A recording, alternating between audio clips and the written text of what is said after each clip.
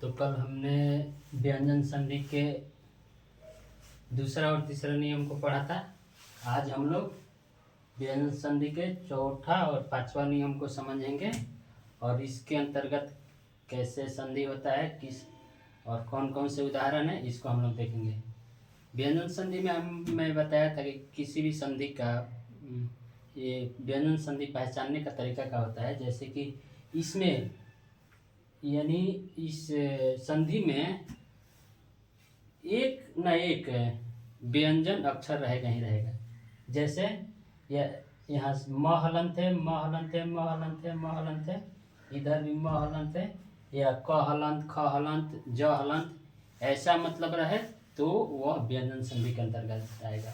और नहीं तो स्वर रहेगा तो दोनों पद के लास्ट और उसके बाद वाला अक्षर दोनों स्वर अक्षर रहेगा। लेकिन व्यंजन संधि में क्या रहेगा, एगो न एगो उसमें व्यंजन अक्षर रहेगा ही रहेगा। तो इस तरह हम व्यंजन संधि के पहचान कर सकते हैं। तो पहला नियम, चौथा नियम हम लोग देखते हैं। चौथा नियम यह कहता है, चौथा नियम का नाम है सम प्लस सुटी। यानी इस नियम के अंतर्गत यह बताया गया है कि सम उपसर्ग के बाद, यानी उपसर्ग हम लोग पढ़ते हैं, सम हो गया, अभी हो गया, प्र हो गया, तो ऐसे ही सम उपसर्ग, सम क्या है, सम एक उपसर्ग है। तो सम उपसर्ग के बाद, यानी इसके बाद, सम उपसर्ग के बाद यदि क्री धातु से उत्पन्न कोई पद आवे, यानी सम उपसर्ग रहना चाहिए और इसके बाद क्री धातु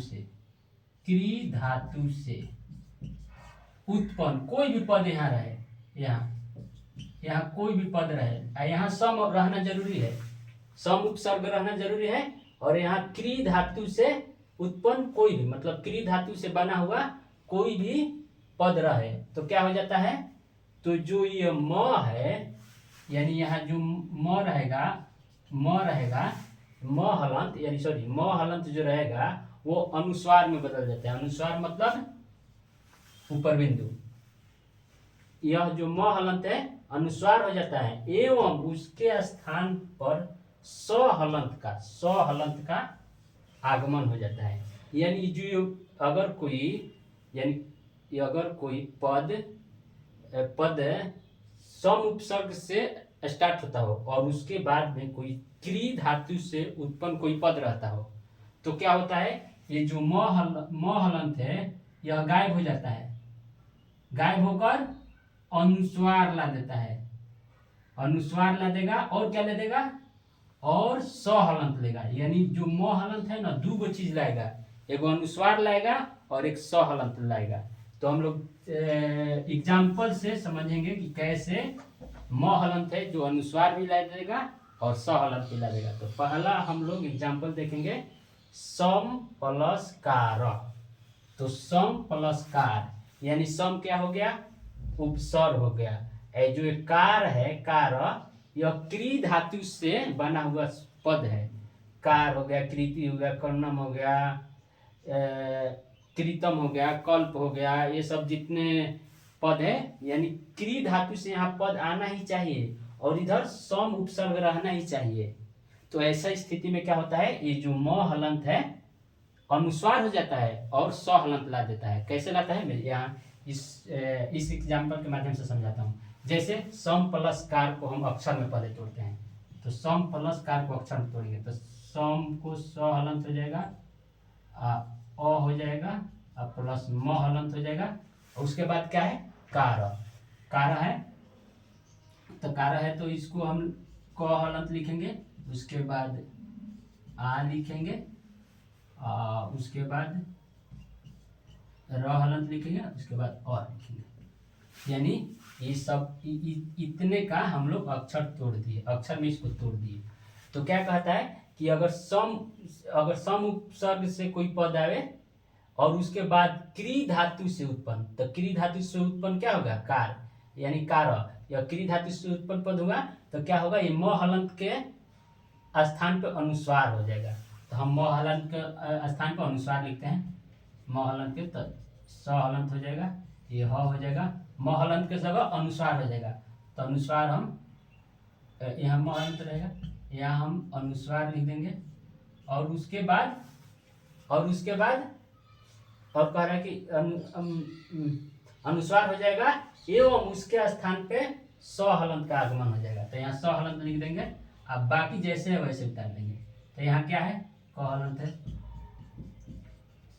आ है, र हलंत है और अ है।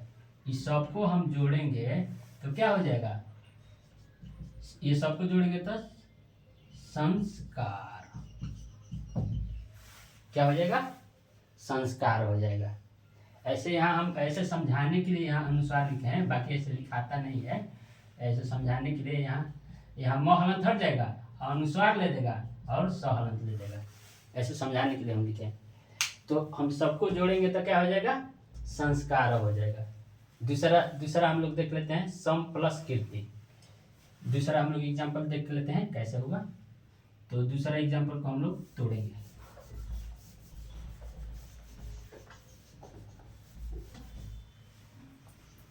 दूसरा हो गया, दूसरा को हम तोड़ेंगे तो हो जाएगा स हलंत प्लस अ प्लस म हलंत आ प्लस कृत, तो हो जाएगा क हलंत प्लस री आ प्लस त हलंत प्लस हर्षई।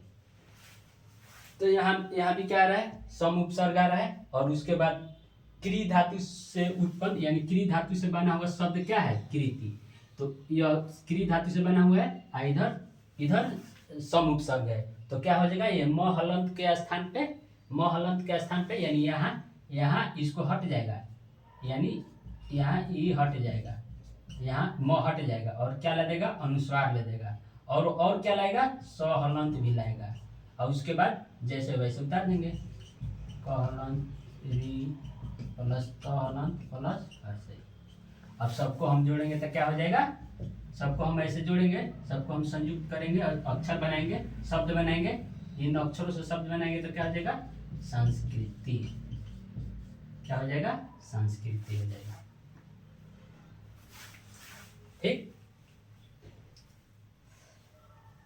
अब वैसे ही सम प्लस कर्णम है, तो इसको भी हम कर्णम क्या है, कर्णम भी क्री धातु से उत्पन्न हो रहा है, इधर सम उपसर्ग है, तो ये सम म हलंत हट जाएगा और अनुस्वार हो जाएगा और स हलंत आ जाएगा। तो यहाँ अनुस्वार आ गया और यहाँ स हलंत आ गया, तो हो गया संस्करणम। क्या हो गया, संस्करणम। वैसे ही ठीक सम प्लस कृतम में भी क्या हो जाएगा, इसको हम लोग तोड़ेंगे, स हलंत म हलंत प्लस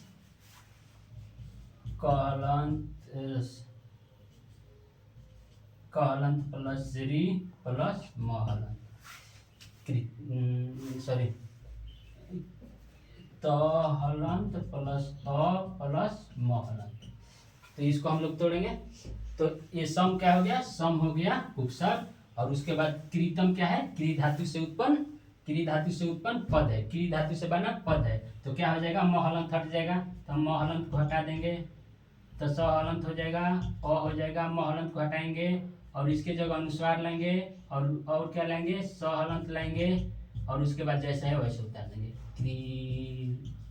क हलंत प्लस री प्लस त हलंत प्लस अ प्लस म हलंत, सबको जोड़ेंगे तो क्या हो जाएगा, संस्कृतम। ठीक।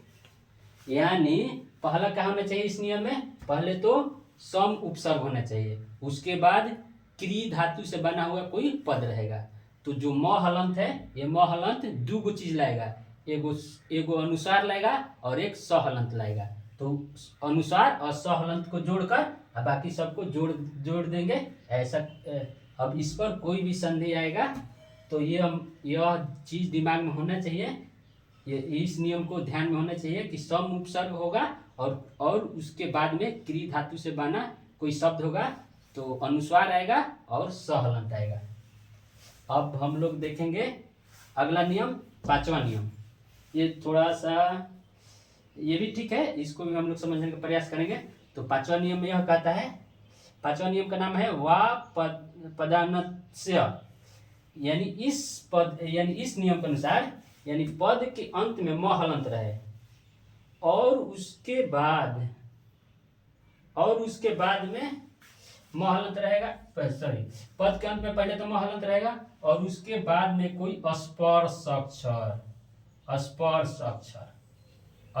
अक्षर आवे तो म हलंत अनुस्वार में हो जाता है, अथवा म हलंत के स्थान में बाद वाला अक्षर का वर्ग का पंचम अक्षर आएगा। यानी यह नियम कहता है कि पहले पद के अंत क्या होगा, यानी ई सब होगा, ये सब इसी को हम पद के अंत बोलते हैं। पद के अंत मतलब ये पद के अंत।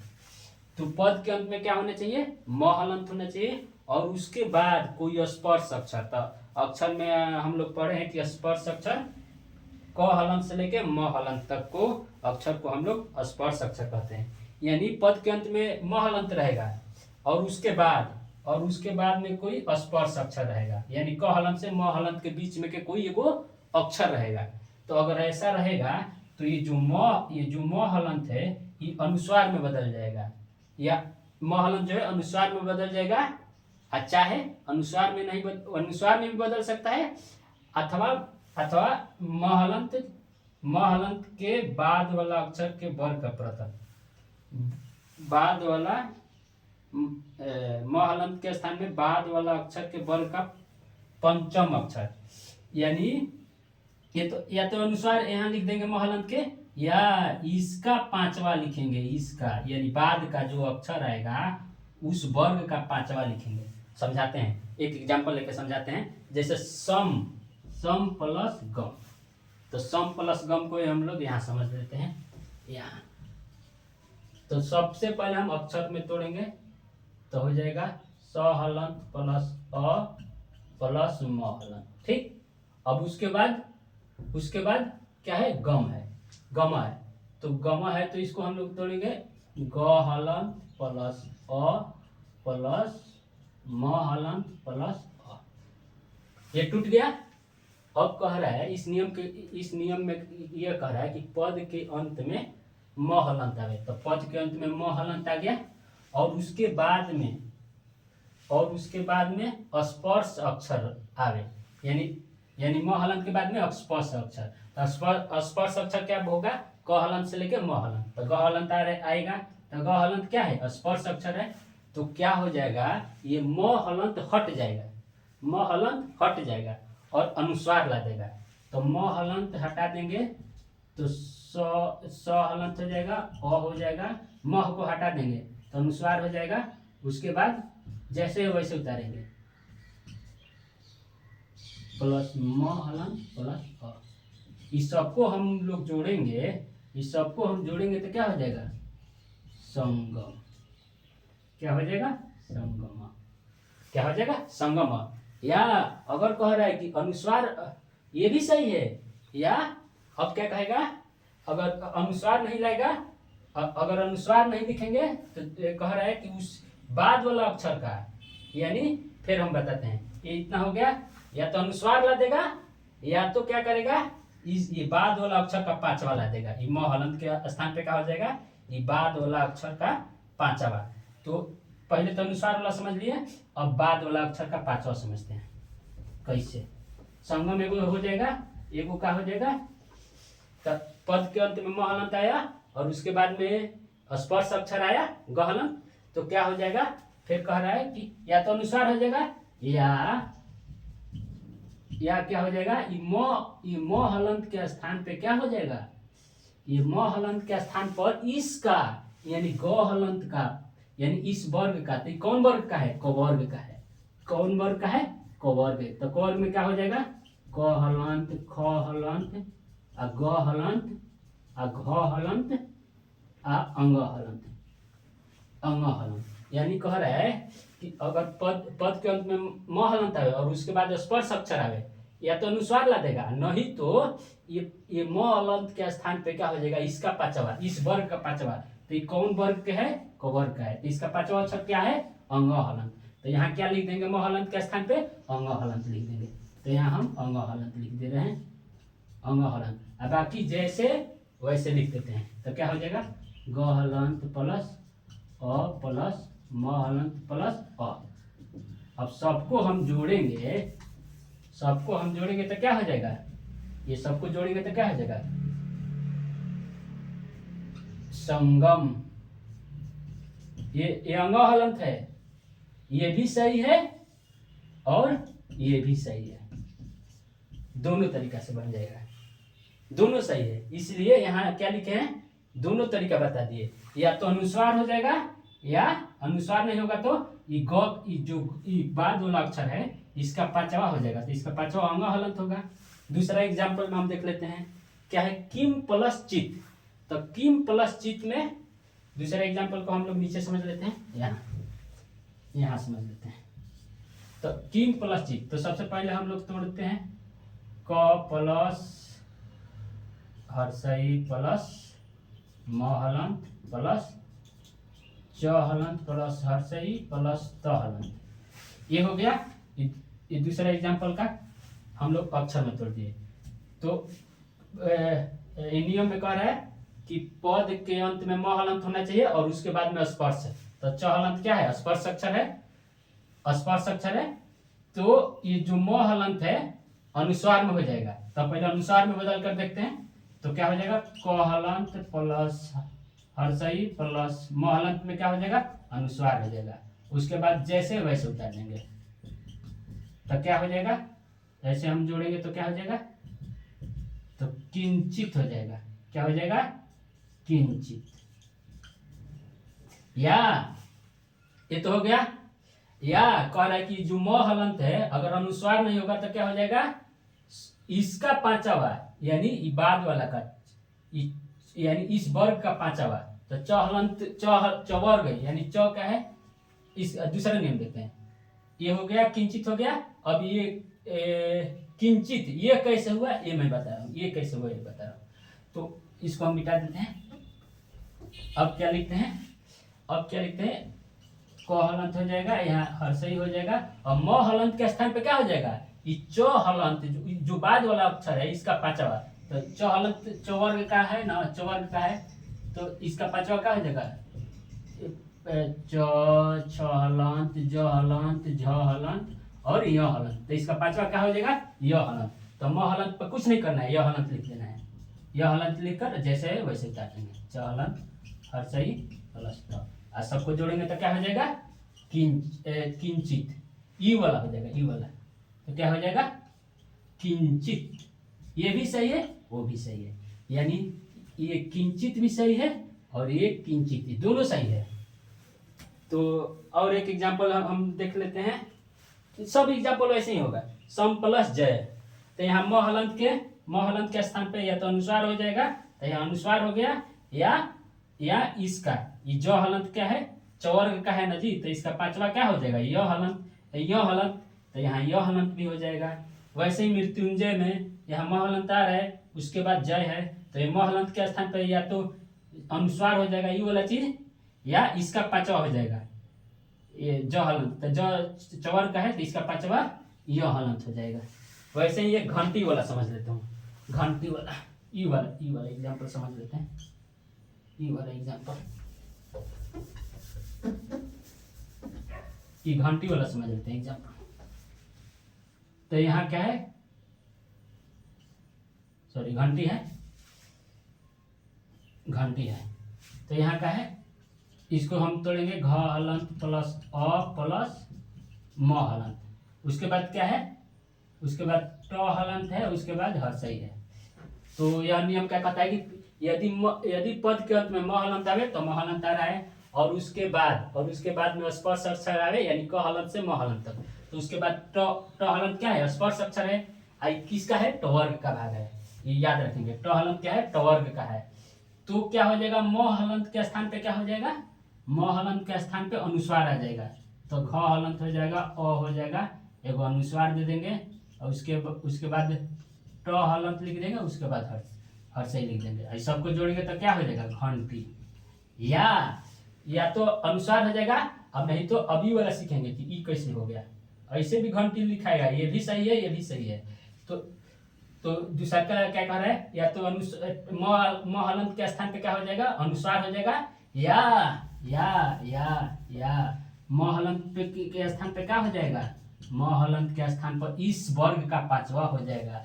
तो ट वर्ग का पांचवा क्या होता है, ट वर्ग में ट हलंत ठ हलंत ड हलंत ढ हलंत और अण हलंत। तो इस यानी ये ट हलंत के स्थान पे इसका पांचवा हो जाएगा, यानी ट अपना पांचवा रूप धारण कर लेगा अपने अपने समूह का, यानी अपने वर्ग का पांचवा रूप। तो अपने वर्ग का पांचवा रूप क्या है, अण हलंत है। तो यहाँ अण हलंत लिख देंगे और उसके बाद जैसे वैसे उतार देंगे। तो इसको हम जब जोड़ेंगे तो ऐसे घंटी हो जाएगा, ऐसे घंटी हो जाएगा, ये अण हलंत हो जाएगा। तो हम आशा करेंगे कि जो मैं ये 2 नियम बताया आप लोग को अच्छा समझ में आ गया होगा।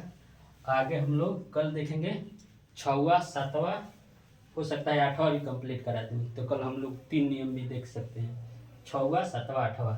हाँ, आप लोग क्या कीजिएगा, इस नियम पे मैं जो भी एग्जाम्पल बताया हूँ, आप लोग घर पे बुक से लूसेंट का संस्कृत बुक, व्याकरण बुक है, सहचर है, ये सभी बुक है, उस बुक से आप लोग इस नियम पर बहुत सारे एग्जाम्पल है, उसमें बहुत सारे। तो उस एग्जाम्पल को आप लोग रिवीजन कीजिएगा, ऐसे तोड़कर बनाइएगा, तोड़कर बनाने से अभ्यास होगा। जैसे नियम है वैसे आप लोग तोड़कर, अक्षर में तोड़कर ऐसे बनाने का प्रयास कीजिएगा। उसके बाद जब रिवीजन हो जाएगा, प्रैक्टिस हो जाएगा, तो आप देखते ही आंसर मार देंगे कि इसका यह इस संधि का है। तो हम लोग मिलते हैं अगले क्लास में।